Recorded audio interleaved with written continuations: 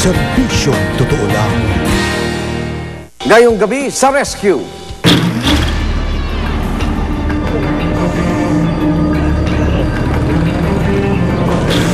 Talaga ba nahihimatay ito?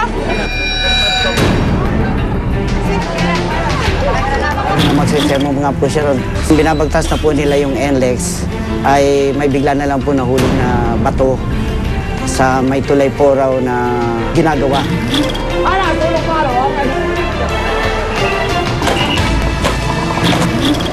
May bata nga ito, nakita mo? Pero awa ng Diyos, hindi naman saktan. Hati sama naman ang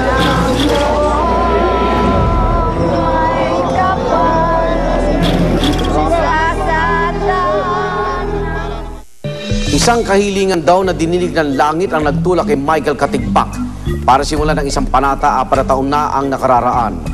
Literal niyang sinunod ang yapak ni Jesucristo hanggang sa Kalbaryo sa krus. Sinundan ng rescue ang muling pagpasa ni Michael sa Paumbong, Bulacan. Kaparihan na ng Diyos, panalangin po ang mga kasalanan niya at pagpapay mamatayan niya.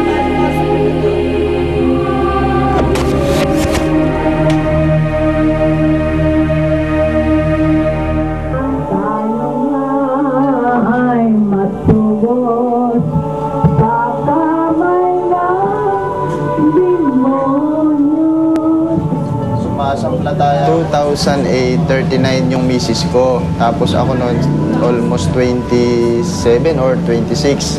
Hininto ang menstruation ng misis ko. Kinabahan ako, akala ko yung menopause. Kasi di ba sabi nga ng matatanda, akala nila pagka ganong edad medyo hirap na magbuntis. Nagpakita sa akin sa panaginip na isang krus pero walang katawan, mukha ang nakikita ko. Pero yung mukha na yun, mukha ko yung nakikita ko.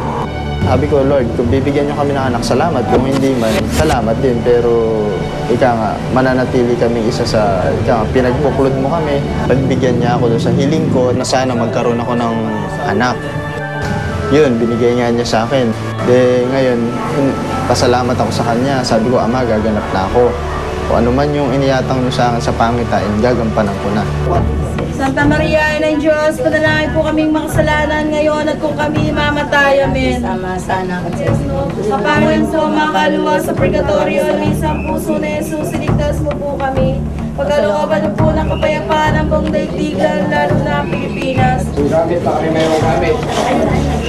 Lalabas ka. Ito siya kapiliran at utos na katampatan ng matuwid na hubungan. Ang haba niya, 14 meters. Tapos yung paripan niya, 7. Medyo mabigat. Kung bubuhat ka ng isang kabang bigas, halos tumitimbang siguro ng mga almost 50 kilos yung krus. Sulong palo, okay sa mga.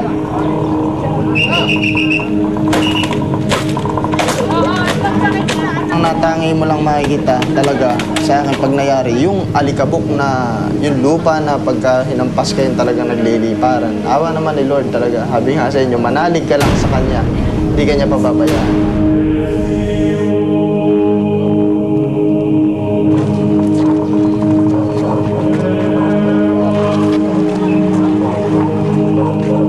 Siguro pagdating ng araw, if darating yung kakaedad siya, magkakaisip siya, siguro naman maiintindihan niya kung paano yung papaliwanag ko sa kanya unti-unti kung bakit ako ginaganoon.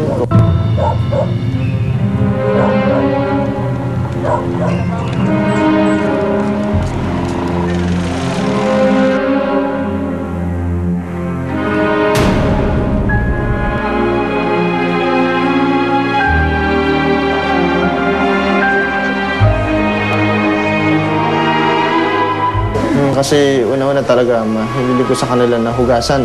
Kasi oras na maipako ka, hindi ka na makakapaghugas, hindi mo pwedeng basain. At least kahit papano, pag natapos na, pag nabunod, naghilom na yan, dire-diretso ang hilom yan. O dumarating yung agam-agam na pagdating ng ganyang pakuan na sabi nila na hindi ka ba ma-infeksyon, hindi ka ba natatakot. Sabi ko, awa ni Lord sa loob ng 3 taong kong pamamanata na tinupad ko yung gampaning iniyatang niya sa akin. Sa paa ko, nilagyan siya ng hudyo namin, pinala siya, nilagyan siya ng triangle para maging maganda yung pinakaulo. Tapos ibababad mo siya ng alcohol ng 10 buwan bago dumating yung mahal na araw para lumabas yung kalawang niya.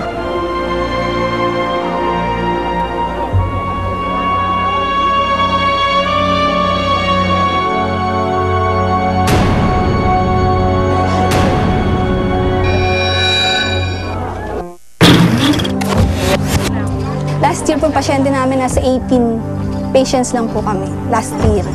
Hindi po katulad ngayon, talaga po mas madami po yung pasyente. Tsaka halos po sabay-sabay. Isang